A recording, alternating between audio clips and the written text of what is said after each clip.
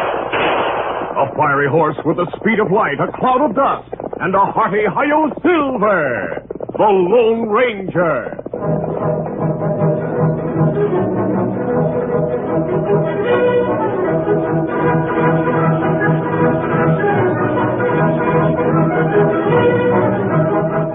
This is the story that tells how Tonto once saved the Lone Ranger.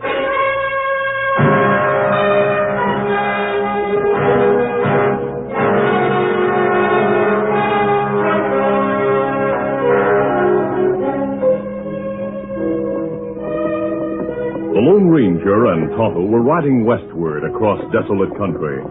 They were looking at the tracks of a wagon train when suddenly a thin young man stepped from behind a big boulder. He held a rifle to his shoulder and shouted, "Right in or I'll shoot!" That's it. Now get off those horses and don't try to reach for a gun. The Lone Ranger and Tonto dismounted slowly. Easy, steady, big fellow. Easy. Then the masked man dropped his hand with lightning speed and fired from the hip. His bullet smashed the rifle and sent it flying from the young man's hands. Now raise your hands. Search him, Tonto. See if he has any other weapons. I haven't. I should have known better than to try to hold up a masked outlaw. I'm not an outlaw, and you don't look like one. I'm not. I held you up because I hoped to find food in your saddlebags. What's your name? Wingate. Dave Wingate. What are you doing alone in country like this? I was with a wagon train. It passed here. Why did you leave the train? I was driven away. Why? I didn't do anything wrong. I was framed by Cap Sanders. Cap Sanders? He was hired as wagon master. Every night he posted guards to watch for dangerous redskins. Sioux Indian dangerous, but Crow Indian friendly. One of our best friends is chief of the Crow Indians who live north of here. Dave, I want to hear how you were framed, but first we'll prepare a meal. Oh, I'm near starved.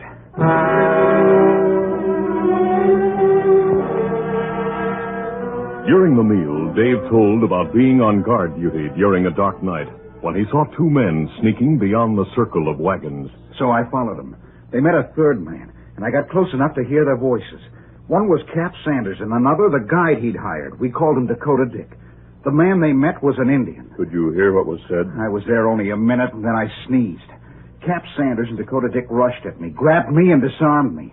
They were raving mad. What about the Indian? He disappeared. Dakota Dick wanted to shoot me, but Sanders said that'd be hard to explain. He said he had a better way of getting rid of me.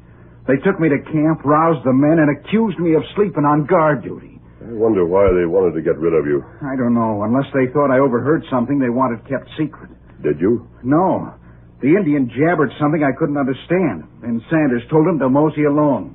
Mosey along? Yes, he said, "Mosey along, you inch, and walk on." It sounded odd. That's why I remembered it. Oh, maybe him talk Sioux Indian language. Maybe him say, "Mosey on, you Indian, walk on." That's it. Sanders told the Indian to make an attack at a landmark known as Medicine Rock. Medicine Rock? The wagons are supposed to reach there tonight. And Sanders is working with Sioux Indians to attack the pioneers. They must be warned. I'll try to overtake the wagons. You go with you? No, Tonto, I'll make better time alone. You stay with Dave. Easy, steady, big fella. Come on, Silver!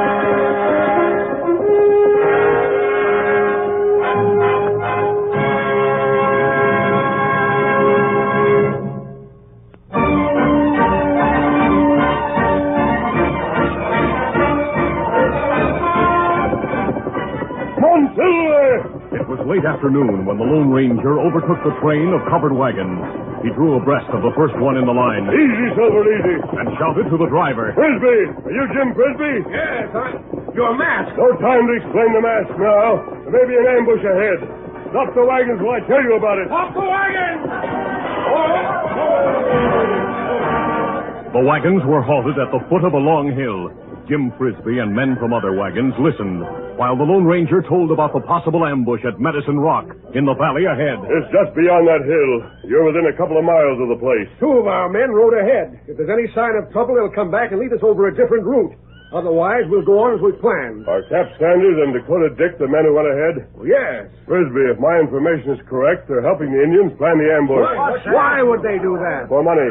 If you people are massacred, they'll be able to take your cash and let the Indians have your horses and supplies. They're not crooks. I'm sure they are. I'd say you're the crook. What's your game? The Lone Ranger realized when he heard the angry comments that he could never persuade the men to follow him over a different trail that would lead safely past the dangerous valley. Where'd you get your information? Nothing I might say would convince you that I've told the truth. Look! The top of the hill! Engines! They're show engines! They're on the warpath! They're coming this way! Now you must fight.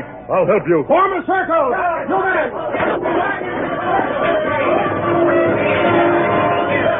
As the Indians rode down the long hill, the Lone Ranger helped the pioneers quickly move the wagons into a tight circle. Then the gunfire started. The savages, who greatly outnumbered the pioneers, circled around the wagons, firing from the backs of their horses.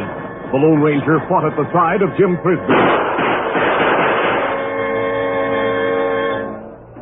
The first attack was driven off. The Indians withdrew to the hilltop.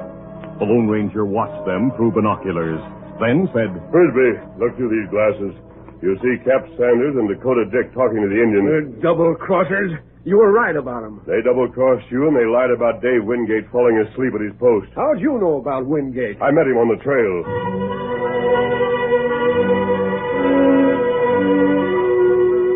During the lull in battle, the Lone Ranger told how he had met Dave Wingate and learned of the attack. Then the Indians near the hilltop, out of gun range, showed signs of activity. They're starting another attack. We've used more than half our ammunition. Get set, boys. We'll go down fighting. Here they come. Every man inside the circle of wagons knew that the end was near. Make every shot count. The Indians knew it too. They felt that victory was in their grasp, when suddenly new war cries sounded from the north. Look over there. More Indians coming. Those are friendly Indians. They're members of a Crow tribe. You mean they're on our side? Yes, Tonto's riding beside the chief. And there's Dave Wingate. Boys, we're saved. Never mind sparing the ammunition. Let them have it.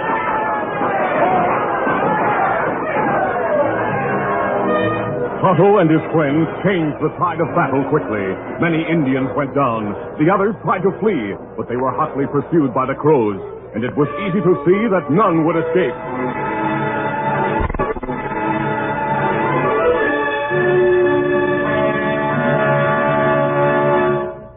That night, in the light of campfires, Jim Frisbee told the pioneers how Dave Wingate had been unfairly punished. And, men, I say every one of us owes his life to Dave. That's right, Jim. I didn't do anything. We owe our lives to Tonto and the Lone Ranger. Hooray!